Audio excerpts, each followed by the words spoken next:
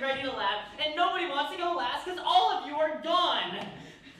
Like, okay, so for all the 3 of you people still left here, hi, I'm Felix. In case you don't know me, I'm the guy who made a bunch of jokes about teenage penises in my last stand-up set. So you know there's gonna be a treat, baby. Alright, anyway, so last set I was like, I'm gonna quit comedy and become a football player if this doesn't work. I changed that. I'm gonna become a porn star if this doesn't work. Because I know a lot about schlongers. Alright, so you know how like every southern dad's dream is for their son to get like a concussion?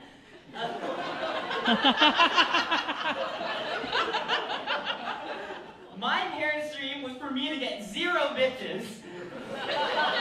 Okay? Like, the thousands of dollars that they would have spent on football gear and lessons were spent single-handedly saving our bookstore. Like, we were the only people there, every Sunday. This is really weird, because my mom, she's like, Felix, you know what I want you to be growing up? A mathematician. Like, what the fuck, Mom? Like, was I supposed to hate Harry Potter so much I turned into Isaac Newton? Okay, I will admit though, my first crush was a girl from Goosebumps because I appreciate a girl who can fight a demon. You know, one time, a teacher took away my stack of books in elementary school, and I reacted like any normal kid would, crying for an hour. Hey, an hour's pretty good for me. I guess that's why I was on first-name basis with my counselor. Okay, so I treat electronics how I treat my women, with respect and care.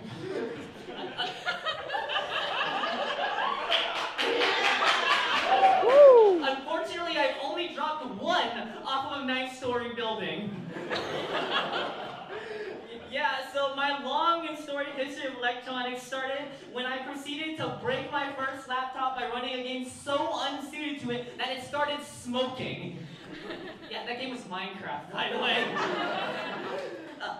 Speaking of breaking things, I'm the only person who has ever broken 3 cellos in 5 years.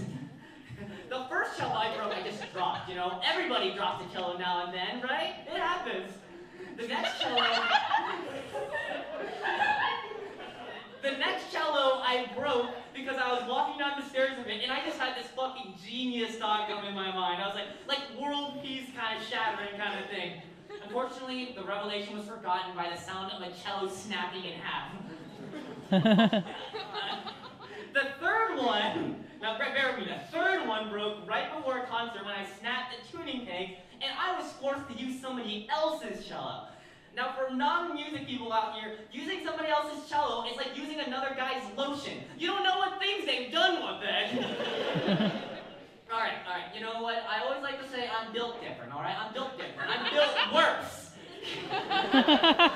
Case in point, there was a certain incident that happened in high school. So here I was going to get on the bus, and I just got Subway, which is the food your mom gets you when you don't know what you want. And I hear this announcement in the back, and they're like, holy shit, they have scratch and sniff stickers. Now, scratch and sniff stickers for me are like crack, okay? Like, not only can you scratch, you can also sniff. Like, God, how does even someone come up with something like that? So, like, here I am, I full sprint to the back of the bus, only to trip, fall, and spill an entire large cup of ice water on a nearby person. And also, they didn't have scratch and sniff stickers, they were lying! I have never been so angry in my life. I called them a nincompoop. Of course, I wouldn't use any real no-no words like HE double hockey sticks. Can't do that. Anyway, so I never want to see any of you guys again after this show. I had this compulsion where if somebody recognized me, I'm just gonna obey. I just run away. And yesterday I saw, I think, that guy over there, and you know what? I sprinted a full mile away in the opposite direction. I guess that's why I was late to my class. Anyway, in situations where I can't evade, I just pretend like they don't exist. So people come up to me like, hey, Felix, how's it going? I'm like,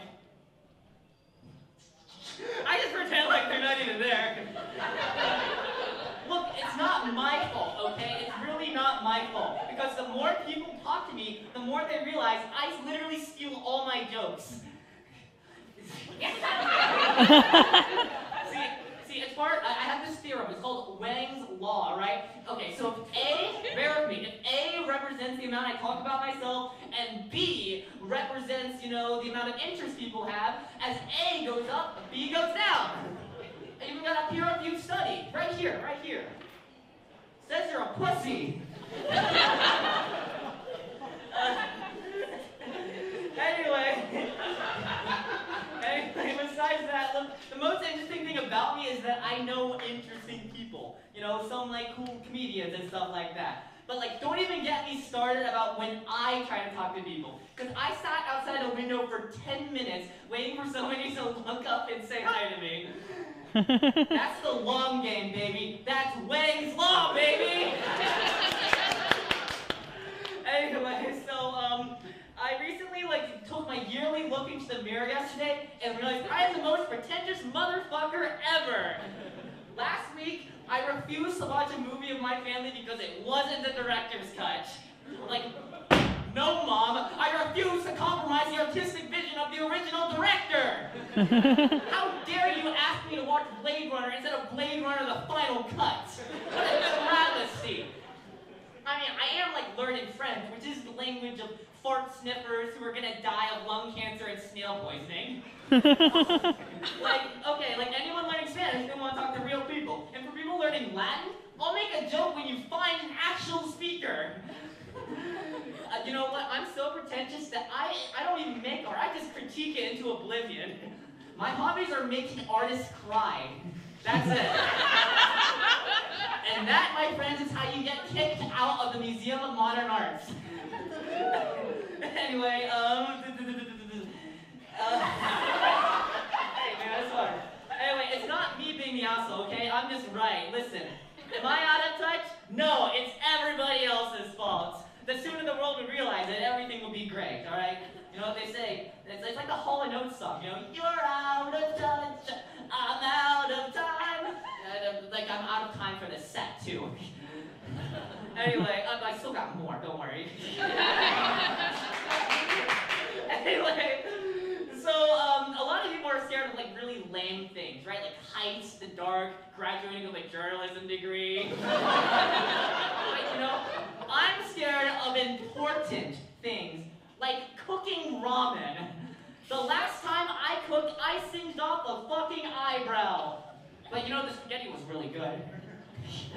Does anyone think of how crazy it is delivery is? You just press a button and just some dude shows up with food. Thomas Jefferson's mind would be fucking blown by this.